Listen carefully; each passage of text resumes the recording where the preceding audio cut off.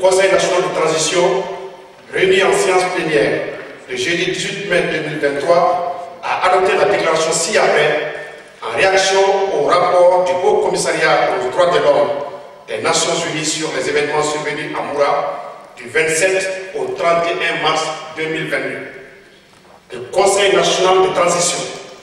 après avoir pris connaissance du rapport publié par le Haut Commissariat aux droits de l'homme présentant les résultats d'une mission d'établissement des faits par la Division des droits de l'homme et la mission multidimensionnelle intégrée des Nations Unies pour la stabilisation au Mali MINUSMA, considérant que les femmes font l'objet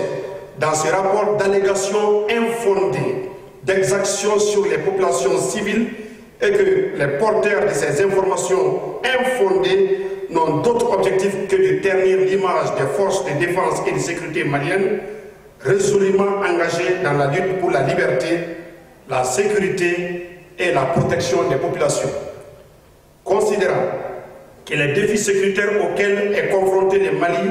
depuis 2012 sont connus de tous les partenaires sincères du Mali. Considérant que la localité de Moura, sanctuaire des terroristes dans la région de Mopti depuis plus de 10 ans, était quasiment inaccessible aux forces en présence au Mali, notamment les Famas, Takuba, Barkhane et même la MINUSMA. Considérant que pour permettre au Mali d'établir la paix et marquer sa présence sur l'ensemble du territoire national, les autorités de la transition fournissent au quotidien, dans les domaines sécuritaires, d'énormes efforts pour outiller les forces armées et de sécurité. Considérant que le rapport est intervenu après que M. Guillaume Gueffa ait été déclaré persona non grata et que l'équipe des enquêteurs de la Division des droits de l'homme de la MINUSMA n'a jamais effectué une quelconque mission sur le terrain à Moura. Considérant que les relevés satellitaires tels que mentionnés dans le rapport renvoient tous à la position géographique d'une province de la République démocratique du Congo. Considérant que l'Association malienne des droits de l'homme, AMDH, a déclaré n'avoir pas été associée aux différentes étapes des missions d'enquête, qu'elle s'est d'ailleurs démarquée, désolidarisée clairement de ces rapports en raison des manquements graves aux principes d'impartialité, d'objectivité et de loyauté. Considérant que les événements survenus à Moura entre le 27 et le 31 mars 2022 sont instrumentalisés à des fins de constitution de crimes de guerre et de crimes contre l'humanité, étant donné que tout au long du document, c'est le conditionnel qui est utilisé. Considérant que le 6 avril 2022, le procureur de la République près du tribunal de Mopti a annoncé qu'à la suite des allégations d'exactions présumées commises sur les civils, des enquêtes ont été ouvertes par la gendarmerie nationale sur instruction du ministre de la Défense et des anciens combattants pour mener des enquêtes approfondies afin de faire toute la lumière sur les 10 événements. Considérant que le rapport des enquêteurs des Nations Unies a été rendu public contre toute attente en violation de la méthodologie partenariale. Considérant que ce rapport publié par le Haut Commissariat aux droits de l'homme des Nations Unies est de nature à entraver, je répète, entraver le Mali dans sa sortie de crise et dans le déroulement heureux de la transition auquel aspire le peuple malien. Considérant que la supposée équipe d'enquête des Nations Unies, dans le cadre de l'analyse et du traitement des sources documentaires, aurait recueilli, examiné et procédé à la vérification des 35 supports audiovisuels et numériques liés aux incidents et diffusés dans les domaines publics, parmi lesquels seulement 2 du Mali, à savoir l'ORTM et Djoliba TV, et ainsi qu'une cinquantaine de tweets mettant en lumière le caractère vague et sommaire de l'enquête. Considérant les incongruités liées au nombre de personnes civiles qui auraient été tuées, au nombre de terroristes neutralisés que les enquêteurs auraient dénombré sans avoir effectué la moindre descente sur le terrain,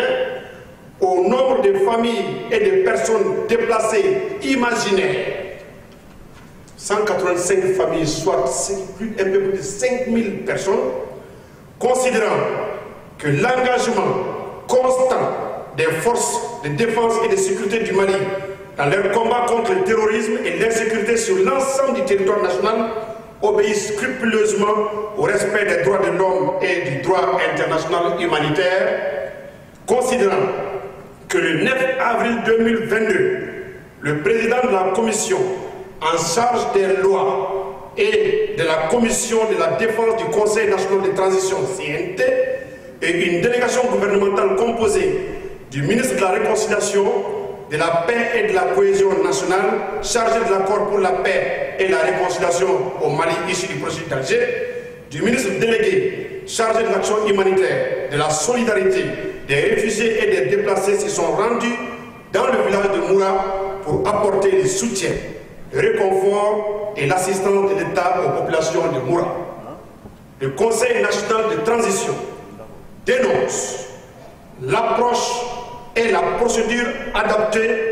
par les enquêteurs onusiens qui n'ont d'autre objectif que de chercher à discréditer, à isoler les Mali et à saper le moral des forces armées et des paisibles populations maliennes qui n'aspirent qu'à la paix, la sécurité et la prospérité après plus d'une décennie de crise multiforme. Regrette que ce rapport contraire à la rigueur du standard des procédures d'enquête ne soit en réalité que le reflet de la volonté de certaines puissances impérialistes de vouloir assujettir encore une fois de plus le Mali. Rejette en bloc les conclusions du rapport sur les événements de Moura et s'interroge sur cette approche des droits humains à géométrie variable du Haut Commissariat aux droits de l'homme des Nations Unies. Monsieur le Président, si vous le permettez, puisque c'est devenu déjà une marque dans notre pays, de répéter une deuxième fois. Le Conseil national de transition rejette en bloc les conclusions du rapport sur les événements de Moura et s'interroge sur une approche des droits humains à géométrie variable du Haut Commissariat aux droits de l'homme des Nations Unies. Et je répète une dernière fois, le Conseil national de transition du Mali rejette en bloc les conclusions des rapports sur les événements de Moura et s'interroge sur cette approche des droits humains à géométrie variable du Haut Commissariat aux droits de l'homme des Nations Unies. Le Conseil national de transition se félicite